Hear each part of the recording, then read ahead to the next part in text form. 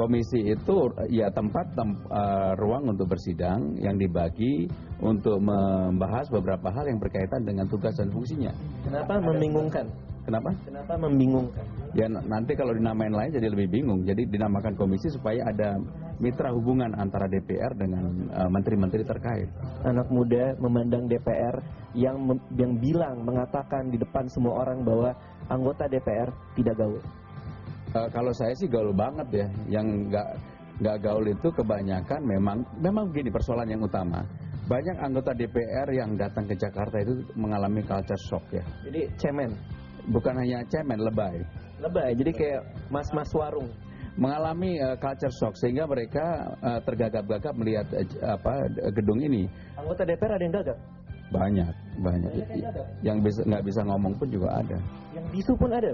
Nggak ada. Kalau bisu nggak akan bisa karena syaratnya harus bisa ngomong. Ini pendapat anak-anak muda tentang DPR yang tidak gaul dan tua dan segala macamnya. Apa saran Mas Pram supaya menggauli DPR? Ya yang pertama siapapun DPR ini adalah cerminan dari masyarakat Republik ini, terutama anak muda. Dan yang paling penting anak muda sekarang ini boleh bermimpi dalam bentuk apapun. Dan baru dalam era sekarang ini pimpinan DPR itu terdiri dari orang-orang muda.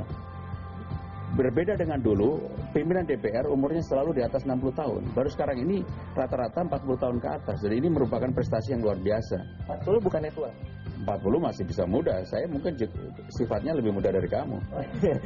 Saya lebih bisa gaul, saya tahu musik, saya tahu, pasti kamu nggak tahu musik The Ting Ting. The Ting Ting, oh permen. Kamu nggak tahu The Ting Ting, tahu yang sekarang lagi top ya. Saya tahu musik-musik anak muda karena saya menganggap anak saya yang pas umurnya juga seperti kamu, seperti adalah sahabat saya. Sehingga saya tahu apa yang musik lagi top, misalnya Black Eyed Peas, kemudian Pussycat Dolls, kemudian Kangen deh. Kangen ya kamu aja lagu. Itu mereka tergagap-gagap. Kangen ada Yolanda lagunya. Yolanda. Saya yakin masih banyak pertanyaan di kepala Anda mengenai DPR. Seperti misalnya, kenapa di DPR harus ada istilah kontraksi? Kali ini saya akan bertanya langsung kepada orang yang paling sering berkontraksi di DPR untuk menjawab kenapa harus ada kontraksi. Sekarang kita sering lihat di TV DPR. Apa itu kontraksi, Pak? Kontraksi. Politik atau kontraksi. Oh, interupsi. Interupsi. Itu ya, interupsi adalah sebuah cara seseorang atau beberapa orang anggota dewan merasa perlu untuk menyela karena dianggap penting, karena dianggap ada perlu yang disampaikan untuk minta penjelasan langsung dari pimpinan sidang atau pimpinan rapat.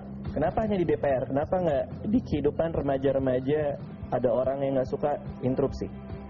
Saya kira di semua tempat sekarang itu interupsi sudah menjadi tren. Tren seperti apa, Pak? Termasuk di masyarakat luas, termasuk di kalangan remaja. Coba kemarin saya tengok di beberapa TV ya, termasuk yang disiarkan oleh Metro TV misalnya, itu beberapa ada pertemuan remaja atau sekolah SMP, SMA itu dalam sebuah rapat di OSIS, kemudian mereka acung-acungkan tangan. Di OSIS begitu?